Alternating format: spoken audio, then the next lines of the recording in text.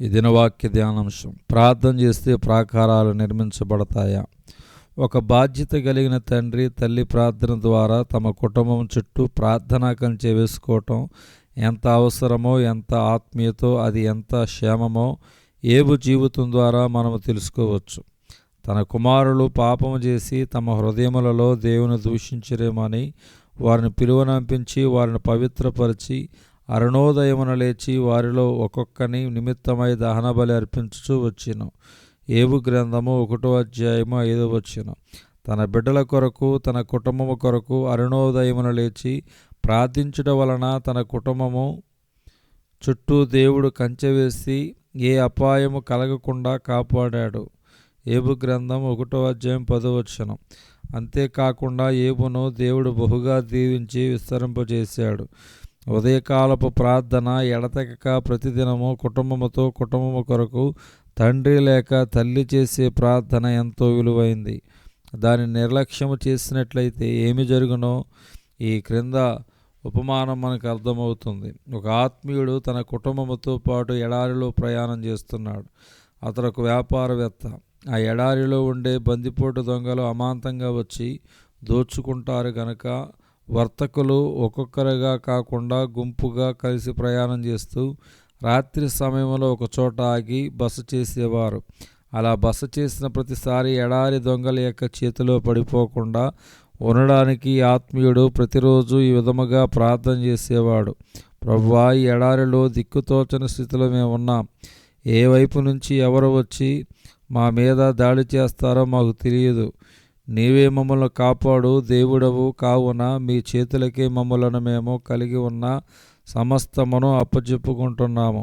కావున మీరే మా చుట్టూ కంచెను వేసి కాపాడమని కోరుకునుచున్నామని ప్రార్థన చేసి పడుకునేవాడు. ఆ విధముగా ప్రతిరోజు పడుకునే ముందు ఖచ్చితముగా ప్రార్థన చేయటం తనకు అలవాటు. ఒకరోజు మధ్యరాత్రి ఏదో శబ్దం వినబడగా ఆ ఆత్మీయుడు నెమ్మదిగా తన గుడారములో నుంచి బయటకు వచ్చి చూడగా మసకలో దీపపు కాంతిలో 5 వ్యక్తులు కనిపించేసరికి అతనికి చాలా భయం వేసింది. భయంతో వణుకుతూనే ఎవరు మీరు అని ప్రశ్నించాడు. అప్పుడు వాళ్ళలో ఒక వ్యక్తి, నీవు ఇక్కడికి రా, నీతో మాట్లాడాలని పిలిచాడు. ఈ అర్ధరాత్రి సమయంలో ఖచ్చితంగా వీరు బందిపోటు దొంగలై ఉంటారు. ఖచ్చితంగా మమ్మల్ని దోచుకోవడానికి వచ్చి ఉంటారు. ఇంకేముంది, మా పని అయిపోయిందని భయపడుతూనే దీపం పట్టుకుని నెమ్మదిగా అడుగు వేసుకుంటూ వారి దగ్గరికి వెళ్ళాడు. అప్పుడు ఆ బందిపోటు దొంగలు, ఈ ఎడారిలో మీరు బస చేస్తున్నటువంటి స్థలం చుట్టూ ఇంత పెద్ద గోడ రాత్రికి రాత్రి కట్టడం నీకు ఎలా చేతనవుతుంది? ఈ గోడ ఎక్కడి నుండి తెప్పిస్తున్నావు, ఎలా కట్టిస్తున్నావు అని ఆశ్చర్యంగా ప్రశ్నించేసరికి ఆ ఆత్మీయుడికి అంతా అయోమయంగా ఉంది. అయ్యా, మీరేం మాట్లాడుతున్నారో నాకు అర్థం కావడం లేదు. ఏ గోడయ్యా, మీరేం చెప్తున్నారు అని ప్రశ్నించగా అప్పుడు వాళ్ళు, అదేనయ్యా, చుట్టూ కనిపిస్తున్న గోడ గురించే మేము మాట్లాడుతున్నాం. మేము గతం వారం రోజులుగా నిన్ను, నీ కుటుంబాన్ని, నీకున్న సర్వస్వాన్ని దోచుకోవాలని నీ వెంటపడుతున్నాం. కానీ రాత్రి అయ్యేసరికి నీ ఉన్న స్థలం చుట్టూ చక్కగా గోడ నిర్మించి మేము లోపలికి రాకుండా చేస్తున్నాం. ఈరోజు ఆ గోడకు బీటులు వచ్చాయి, ఒక రంధ్రం ఏర్పడింది. ఆ రంధ్రములో నుంచి మేము లోపలికి రాగలము. ఆ గోడ ఎంత తక్కువ టైంలో నువ్వు ఎలా కట్టగలుగుతున్నావో మాకు చెప్పని అడిగారట.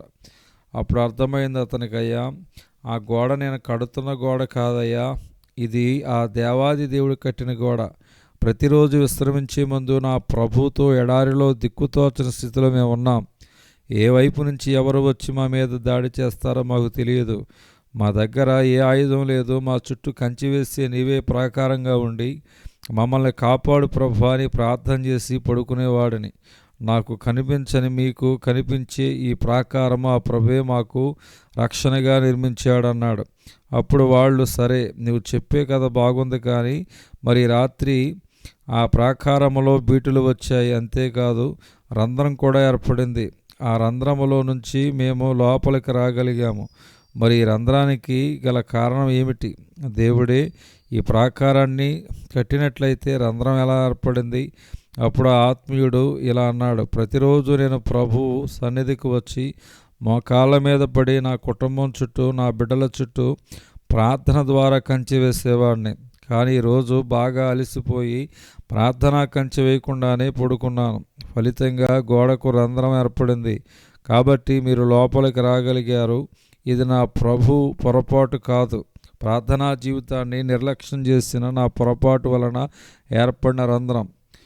ప్రియ తల్లి, తండ్రి, ప్రతిదినము మీ కుటుంబం చుట్టూ ప్రార్థనా కంచె వేయటం మరవకండి. సాతాను గర్జించు సింహం వలె ఎవరిని మృంగుదనా అని వాడు దేవారాత్రములు తిరుగుతున్నాడు. మన కుటుంబంలో ఆత్మీయత, సమాధానము, సంతోషము బీటులు పడకుండా ఉండాలంటే ప్రార్థన అత్యవసరం. మన బిడ్డలు స్కూల్కి, కాలేజీకి వెళ్తున్నప్పుడు తల్లిదండ్రుల ప్రార్థనా కంచె ఎంతో అవసరం. ప్రార్థన నిర్లక్ష్యం చేస్తే సాతాను అదును చూసుకుని కుటుంబంలో, ఉద్యోగంలో, వ్యాపారంలో, సంఘములో, బిడ్డల జీవితాల్లో జ్వరబడతాడు. పరిస్థితులను తారుమారు చేస్తాడు. అందుకే బైబిల్ సెలవిస్తుంది, అపవాదికి చోటీకుడి, ఎడతెగక ప్రార్థించుడి. దేవుడి కొద్ది వాక్యం దేవుడు దీవించునుగాక. ఆమేన్.